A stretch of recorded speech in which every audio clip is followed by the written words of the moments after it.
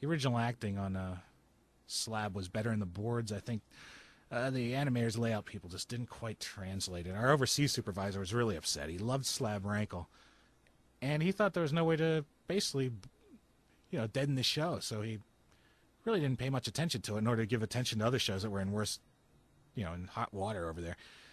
And when it came out, Slab was kind of watered down by the overseas crew, and the overseas director was very disappointed. But anyway, Frank was let go by Jonan then after a while when I think he just didn't have the sense of humor of the show. Frank being a little bit more suited for probably what he's on now, or he was on after he left Zim. Drew Carey's show, something a little bit more prime time. Zim is always contrary, it seems like, in almost everything. The style of drawing, the writing, style of filming, everything is contrary to what is usually done in the field. And Frank was probably just a little bit more conservative in his style of writing. And I think they did okay without him. But he was a very nice guy, Frank. Very friendly.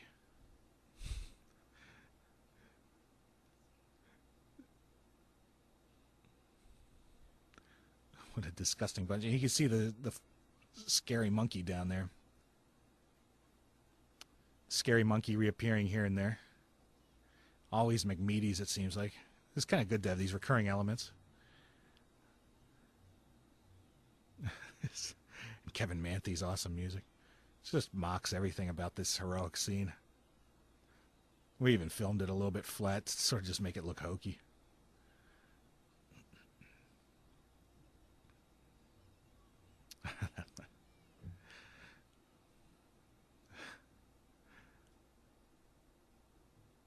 It's great to juxtapose the two worlds, this whole Zim dealing with these people in the mall, and then you just have Slab out in his own dimension. And the music, of course, playing off that. You got to quiet during the Slab Rankle scenes, and then you have this crazy music going. Kevin was excellent with doing, I think, music that depicted the insane pretty much. A mall. I always dreaded malls. I asked the writers back around the time they started writing this second rung of episodes in the first season not to have people. Tons of people, crowds, which we ended up having a lot of people in crowds and shows, but this is a good answer. At least we didn't have people in this mall. It would have killed everybody. The animators. Ooh, look at that wipe with the cable. Very creative.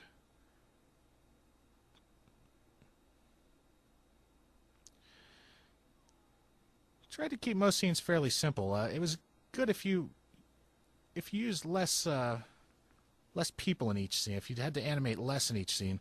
My thinking was you wouldn't have the overseas animators working as hard and sort of batting stuff out or crapping out the work. So they could actually work better at just getting each scene right.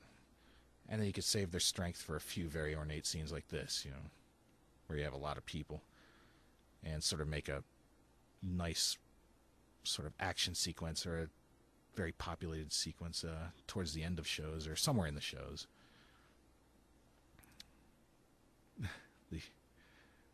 There's a lot of detail that was put into this board that you just don't see. I mean, there are people's arms ripping off. I don't know what those two zombies are doing going down on each other. That sexual zombie thing.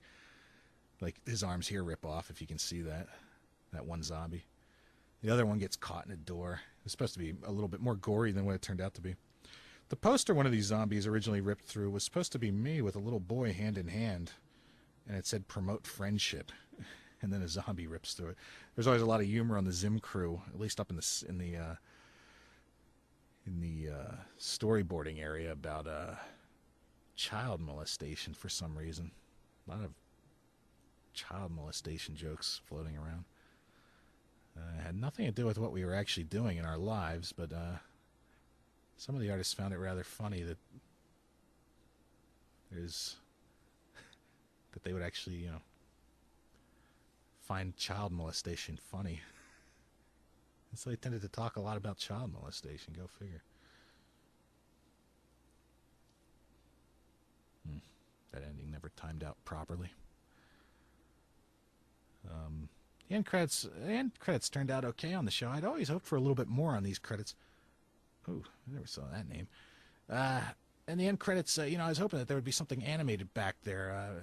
As with credits of shows, they always end up being the last thing done. The end credits really get booted off. End credits are usually just a second thought, There's a lot of the time that we made this, and probably still, whenever anybody hears this, they used to crunch the credits to the side of the screen or the bottom, and they would retype credits, and then they'd show, so it was just words flashing on one side of the screen. There'd be basically commercials on the other side, so we really thought it probably wouldn't be worth the effort to improve these credits.